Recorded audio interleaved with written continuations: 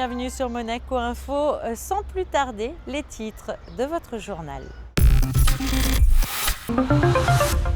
La signature de l'accord de siège de l'accord Pélagos en présence du prince souverain et de Ségolène Royal à la résidence du ministre. Différents ateliers et animations étaient proposés ce week-end au public dans le cadre de la Monaco Ocean Week. Retour sur ces interludes. Une équipe de Monaco Info s'est rendue à la kermesse de l'œuvre de Sœur Marie, un événement qui vient en aide aux personnes âgées. Et puis nous refermerons ce journal en musique avec le deuxième concert consacré à Édouard Berlioz dans le cadre du Printemps des Arts. Depuis le 30 mars, nous vous parlons des différents temps forts qui rythment la Monaco Ocean Week. Lundi à la mi-journée, en marge de cette semaine dédiée aux étendues d'eau, a eu lieu la signature importante de l'accord siège de l'accord Pélagos, en présence notamment du prince souverain et de Ségolène Royal. Le reportage de Sandrine Nègre et d'Olivier Bonello. Pélagos, le nom de ce sanctuaire est bien connu en principauté et pour cause. Il s'agit d'une aire marine protégée internationale de plus de 85 000 km², créée en 1999 par Monaco, l'Italie et la France dans un but, celui de protéger les mammifères marins. Ce 3 avril, la signature de l'accord de siège réunissait Gilles Tonelli, le conseiller de gouvernement ministre des Relations extérieures et de la coopération, Xavier Sticker, président de la réunion des parties à l'accord Pélagos, et Fanny Dubois, secrétaire exécutive de l'accord. Les signataires ici devant son Altesse Sérénissime, le prince Albert II, Gianluca Galetti, ministre italien de l'Environnement, et Ségolène Royal. Il était très important pour moi, après la conférence de Paris sur le climat, qui a inclus l'océan, non seulement dans l'accord de Paris, mais aussi dans les coalitions de l'action, de pousser en avant tous les dossiers qui étaient un peu au ralenti, je dois dire. Et le rôle du prince Albert et de la principauté de Monaco a été majeur.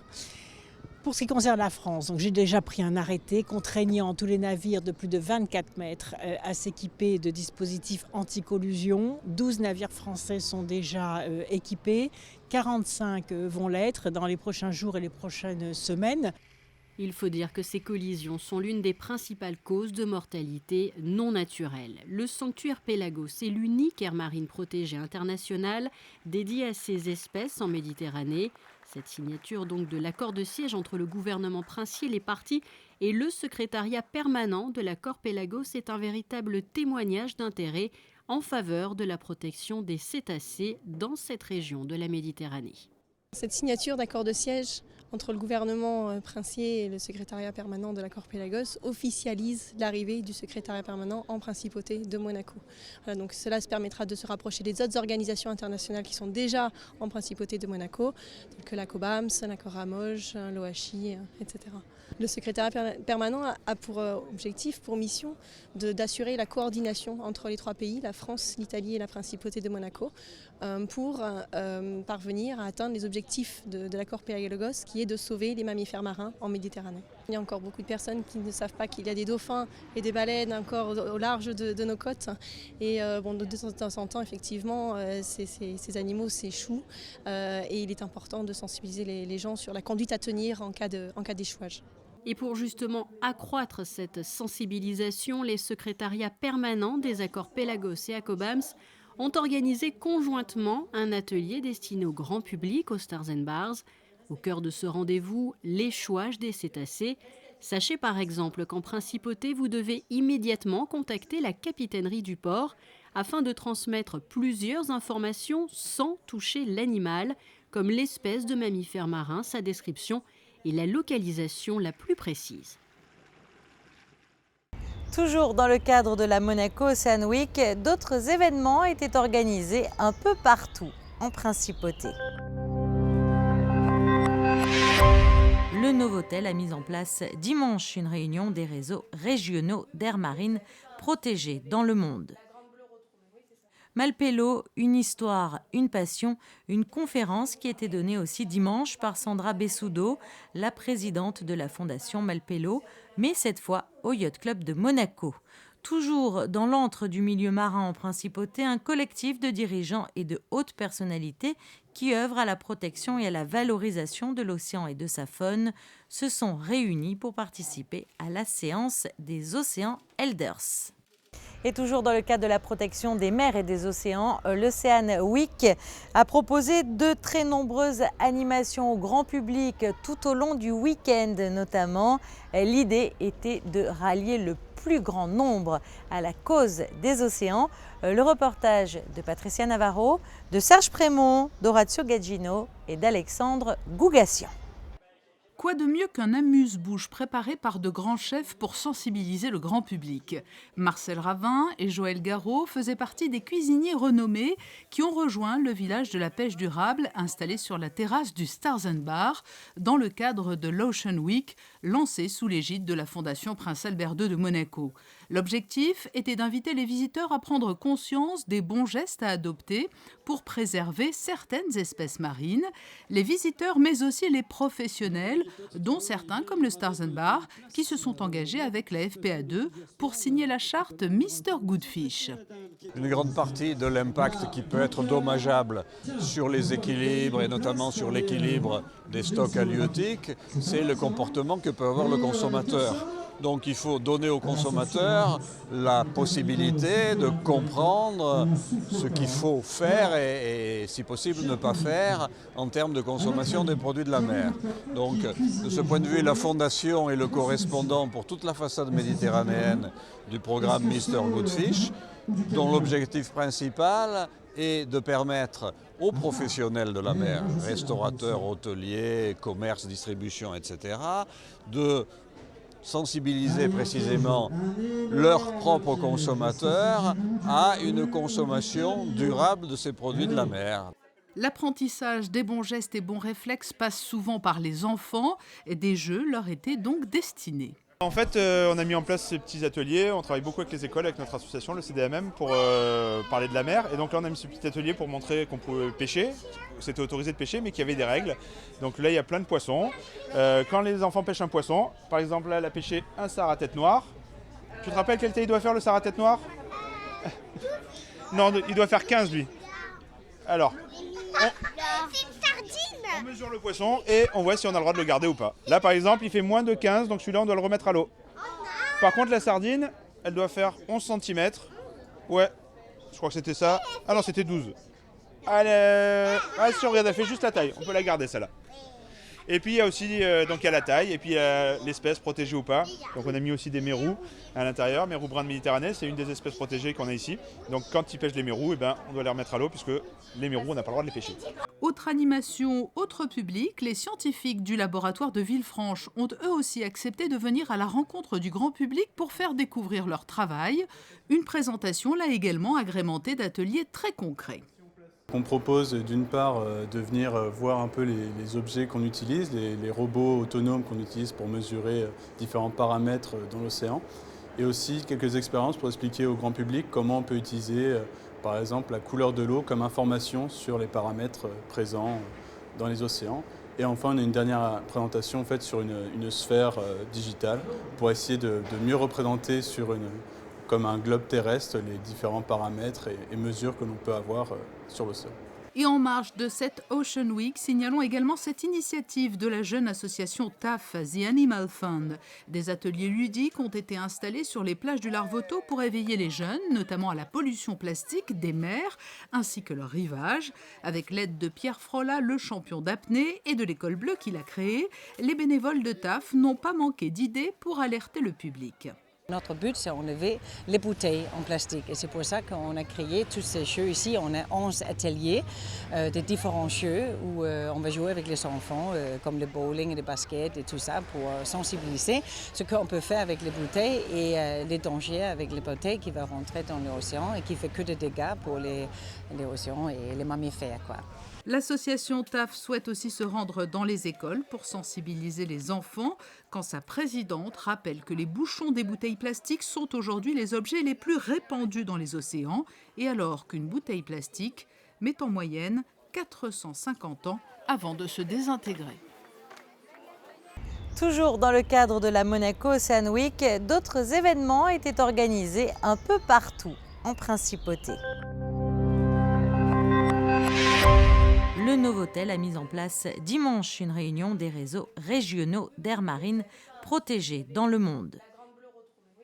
Malpelo, une histoire, une passion, une conférence qui était donnée aussi dimanche par Sandra Bessoudo, la présidente de la Fondation Malpelo, mais cette fois au Yacht Club de Monaco. Toujours dans l'antre du milieu marin en Principauté, un collectif de dirigeants et de hautes personnalités qui œuvrent à la protection et à la valorisation de l'océan et de sa faune se sont réunis pour participer à la séance des Océans Elders. Dans le reste de l'actualité à Monaco, retour à présent sur la traditionnelle kermesse de l'œuvre de Sœur Marie qui s'est tenue ce week-end en Principauté et qui permet de venir en aide aux personnes âgées. Vanessa Dessy vous en dit plus dans ce reportage. Douceur, friperie, plantes, livres, bijoux, une trentaine de stands composaient la traditionnelle kermesse de l'œuvre de Sœur Marie, l'objectif étant de venir en aide aux personnes âgées dans le besoin. Ce sont les assistantes sociales qui nous font les demandes parce que nous ne sommes pas habilités à faire des enquêtes. Donc ce sont les assistantes sociales qui nous demandent si on veut bien aider telle personne. Voilà. Nous avons un local où nous recevons les personnes âgées, alors là de toutes conditions, l'après-midi, 2 après-midi par semaine. L'été, nous emmenons une quinzaine de personnes dans un hôtel à Saint-Martin-les-Ubis. Après, on leur fait des goûters. L'association L'œuvre de Sœur Marie a été créée par Doria Delmas en 1881. Appartenant à la communauté des filles de la Charité de Saint-Vincent de Paul, elle arrive en Principauté en 1925. Cette dernière, affectée au foyer Sainte-Dévote, se voit confier le service des pauvres. Elle, la première, a créé la kermesse en allant avec son panier déjà au départ. Demander à tous les commerçants de Monaco de la nourriture pour aider les personnes qui étaient dans le dénuement. Et puis il y a eu des personnes, des bénévoles qui se sont liés à cette belle cause et qui ont continué, ça fait 80 ans. Voilà maintenant et on est très fiers tous d'être là et de continuer cette magnifique œuvre. Comme chaque année, en marge de l'événement, une tombola et un loto bingo étaient organisés grâce à de généreux donateurs. Un mot de sport automobile, retour sur la 4e course de la saison de Formula I à Mexico, un e-prix remporté par le pilote brésilien et résident monégasque Lucas Di Grassi. Retour sur cette épreuve avec Frédéric Elion. Après Hong Kong, Marrakech et Buenos Aires, 3 courses remportées par Sébastien Buemi, le championnat de Formula I réservé aux monoplaces électriques faisait escale à Mexico ce week-end. Un tracé de 2 km 100 avec 17 virages. Joli cadeau d'anniversaire pour Oliver Turvey, le pilote du team chinois Nextev NIO, s'élance en pole position le jour de ses 30 ans. Maro Engel, le pilote Venturi, 2e des qualifications, s'élance 12e sur la grille pour avoir changé sa boîte de vitesse. Dès la première chicane, l'autre pilote du team Venturi Grand Prix, Stéphane Sarrazin, vient taper l'Audi de Lucas Di Grassi. Le Français doit passer par les stands pour changer son aileron avant. Dans le tour suivant, même chicane, Di Grassi est encore impliqué dans un accrochage, percuté par Jérôme D'Ambrosio. Passage par les stands, changement d'aileron arrière, Lucas Di Grassi ressort 19e et entame une folle remontée, bien aidé par une bonne stratégie de course. Au 12e tour, le leader de la course, Oliver Turvey, est au ralenti. Le Britannique est contraint à l'abandon. 2e à 2 tours de l'arrivée, Jérôme D'Ambrosio voit le podium s'échapper, doublé par Jean-Éric Vergne, puis Sam Bird. Auteur d'une stratégie audacieuse mais payante, avec un arrêt très tôt derrière la safety car, Lucas Di Grassi remporte ce e-prix de Mexico. Le Brésilien résident monégasque devance Jean-Éric Vergne qui signe un 2e podium consécutif et Sam Bird. Côté Venturi, Maro Engel était dans le rythme mais a dû abandonner. Stéphane Sarrazin, impliqué dans un accrochage dans le premier tour, finit 15e. Changeons d'univers et de registre. Vendredi avait lieu le deuxième concert consacré à Édouard Berlioz avec en invité principal l'orchestre Les Siècles, un orchestre qui a la particularité de jouer avec des instruments d'époque. Regardez plutôt ce reportage de José Sacré. Bon, c'était limité. Tout au long du festival Printemps des Arts de Monte-Carlo, vous pouvez découvrir à l'auditorium Régnier 3 une exposition d'instruments de musique avant qui était utilisée à l'époque du compositeur romantique Berlioz. L'exposition elle est bâtie autour d'une œuvre importante de Berlioz qui sont traités d'instrumentation et d'orchestration. Et c'est autour de ça qu'on a bâti dans cette exposition. Donc tous les instruments ici, ce sont les instruments de Berlioz, de son époque. Quel est l'instrument le plus rare, le plus exceptionnel que vous présentez ici? Il y a un corps ici qui est très joli, qui est dédicacé par Monsieur Lamoureux, chef d'orchestre fin 19e, un de ses musiciens, donc qui est vraiment une très jolie facture. On a des instruments intéressants avec les serpents droits, qui sont des instruments qui ont une durée de vie très courte, et puis qui sont très curieux. Il y a un ophicléide. Je ne sais pas, j'ai l'impression que tout peut être intéressant. C'est ça qui est formidable.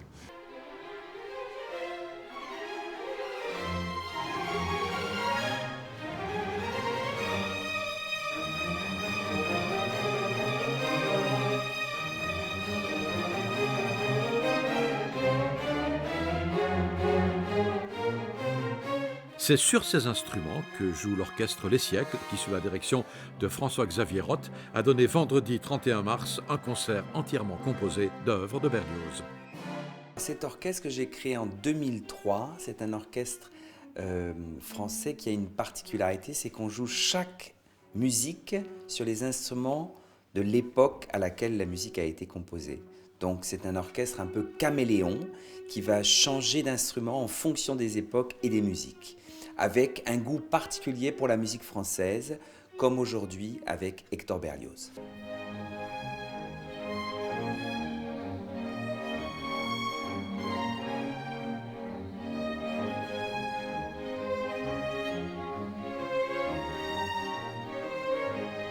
Quand on joue les instruments de l'époque qu'a connu le compositeur, on se replonge dans son esthétique, dans les sonorités qu'il a connues. Quelquefois, ça nous bouleverse ou ça peut nous dérouter parce qu'on ne s'attend pas à ces couleurs ou à cette manière de dire la musique, de la jouer. Mais c'est vraiment, c'est aussi pour ça que l'on fait ça, c'est pour essayer de redonner ces couleurs d'origine. Et là, on doit dire que le public très souvent vient nous voir en nous disant mais on a l'impression de redécouvrir l'œuvre grâce à cette enveloppe sonore, grâce à cette sonorité totalement différente.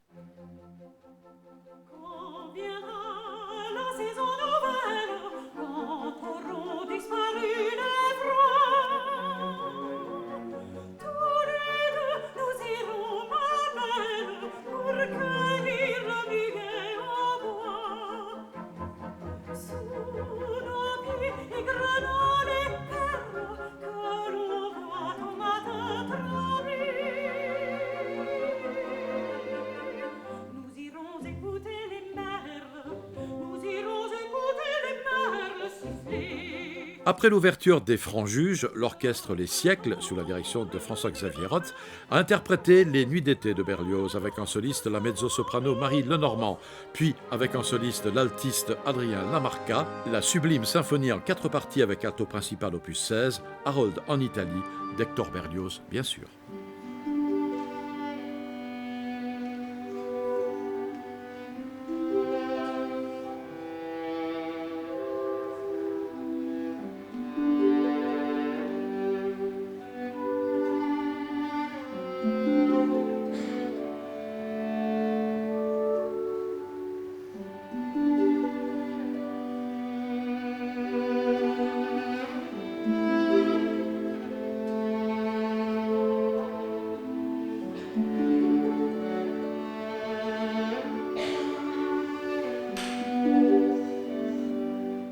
Berlioz, c'est un des compositeurs les plus importants dans mon travail. Tous les ans, j'ai le grand bonheur d'aller à la Côte Saint-André, le village où est né Hector Berlioz, où il y a un merveilleux festival. Et c'est vrai que c'est une musique qui m'a toujours beaucoup inspiré, et c'est un grand musicien qu'on redécouvre, parce que de son vivant déjà, il n'était pas très bien compris. En France, il y a toujours eu un rapport compliqué avec sa musique, et c'est un grand plaisir de pouvoir donner ses œuvres.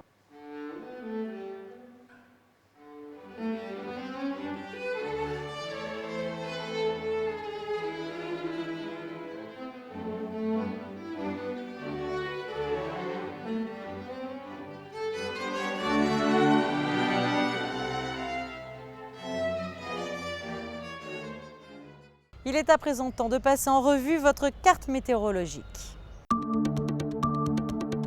La journée de mardi sera belle et ensoleillée, accompagnée de douces températures. Les maximales atteindront les 19 degrés au cours de l'après-midi. À partir de mercredi, le temps sera plus incertain, un ciel se partageant entre le gris et le bleu, avec des nuages passagèrement plus épais le matin, jeudi, faisant place au soleil dans l'après-midi. Les températures seront toujours agréables, tout comme vendredi où le temps sera doux et le ciel bien bleu. À noter pour ce week-end un temps en avance sur le calendrier. Je vous laisse à présent en compagnie d'Émilie Rousseau pour un spécial Actu Sport Coupe de la Ligue réalisé à Lyon. À bientôt sur Monaco Info.